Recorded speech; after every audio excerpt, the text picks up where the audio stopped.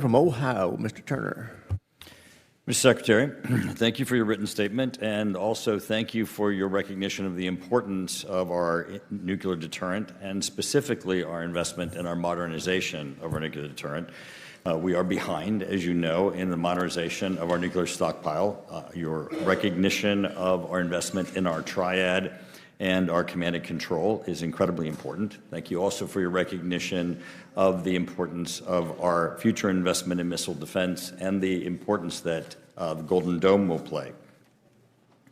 The Secretary General of NATO has recently made statements of his concern of Russia's future attempt to place an anti-satellite nuclear weapon into space. Specifically, he has said, "We are aware of reports that Russia is examining the possibility of placing nuclear weapons in space. This is very worrying.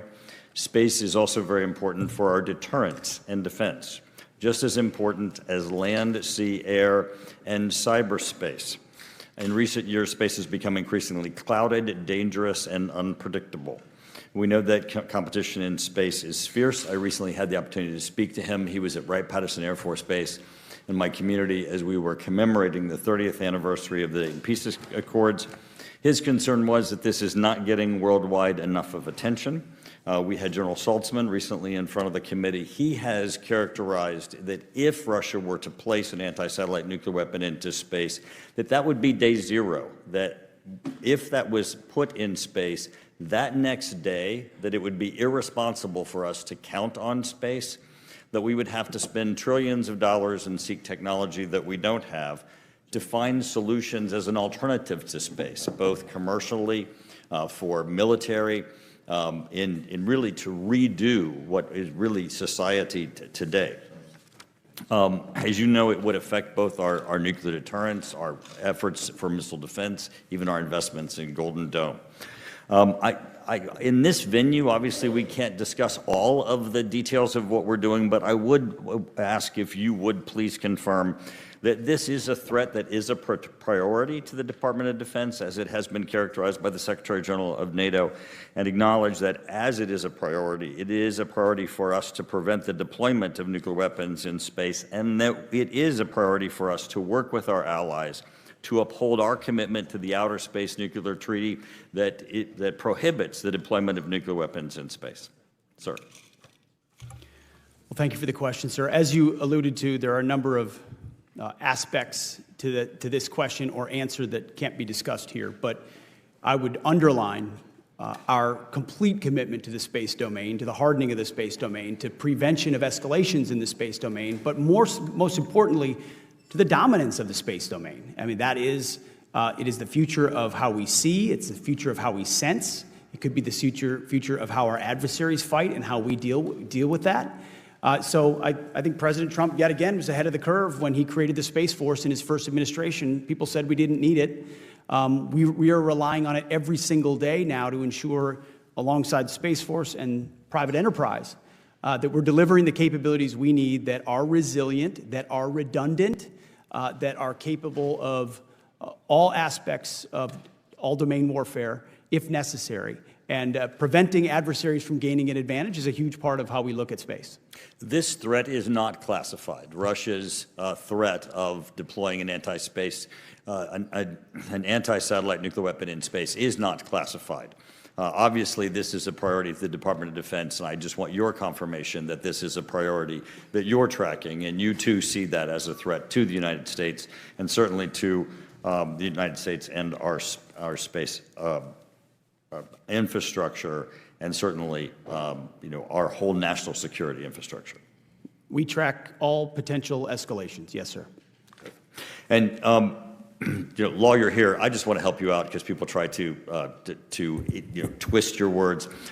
You are not confirming in your testimony today that at the Pentagon there are plans for invading or taking by force Greenland, correct? That is not your testimony today. All my testimony is that the Pentagon has plans for any number of contingencies. It is not your testimony today that there are plans at the Pentagon for taking by force or invading Greenland, correct? Because I'm sure as hell hope that it is not your testimony. We look forward to working with Greenland to ensure that it is secured from any potential threats. Excellent. I yield back. Back. Chair now recognizes the gentleman from Nebraska, Chairman Bacon. Thank you, Mr. Chairman. I want to welcome all three of you here. I appreciate you being here, and I want to congratulate the chairman. I served 3 decades in the Air Force. I didn't serve with you, but many of my friends have, and they think very highly of you, so our congrats. Mr. Secretary, during your comments early on, I would say I agree with you. Homeland security, defense of the homeland is important. China is our pacing threat. I agree with that. But we never hear Russia. You didn't mention it in your comments up front. It's not just you, it's the entire administration. 2/3 of Americans see clearly that Russia is a threat, that they're the aggressor in Ukraine. It's in our national security interest that Ukraine prevails here, because Russia will not stop Ukraine. Just this week, Putin said that he would only stop the invasion of Ukraine if we pull out of the Baltic countries. I mean, this just gives you some insight to what Putin's thinking. What we see right now in the administration is some moral blindness here. We want moral clarity, and we want strength when it comes to Russia. Secondly, I also share concerns about the firing of the generals. Yes, it's currently very much your constitutional right to fire and hire generals, and the president has that right. But there's also decency involved here. I've known many of these people. I was served with most of these folks when I was a colonel and as a 1-star. I knew one as a captain. They served their whole adult life. And I think they deserved an explanation why they were fired. And I think the American people deserve that as well. And the impact on Cyber Command, having General Hawk fired. We groomed him for over a decade to fill those shoes. And I don't know if anybody can fill those shoes right now. It's going to take a year or two for people to get there. I really believe that the most happy people on the firing of General Hawk was Russia and China. Now for my questions. I'm on the cyber subcommittee, I chair that committee. We learn, and we know, and I know you all know, that Russia and China are attacking us every day. I also have learned that within the executive branch, there are very limiting rules of engagement on what Cyber Command can do in response. I would ask both the Secretary and the Chairman if you would review those rules of engagement and see if they're right. I think we should be carrying a bigger stick here when we're being attacked every day. So would you at least look at those rules of engagement and consider revamping them? Sir, we do review those on a regular basis, and I would say there's been some incorrect reporting on what has or has not been done, but internally we're ensuring that anything we do on cyber offense or cyber defense is coordinated with the administration's priorities and the way in which the department views threats and how we manage them in real time. So as I mentioned, I'm the chairman of the committee, and I've talked to multiple layers. They are restricted based off of the rules of engagement. Maybe they're appropriate. I just hope we relook at them, because if China can attack our energy grid, our Wall Street grid, our hospitals, I think we should be reviewing, okay, is our responses adequate? So I just wanted to submit that for you to think about and consider. I agree China is the pacing threat.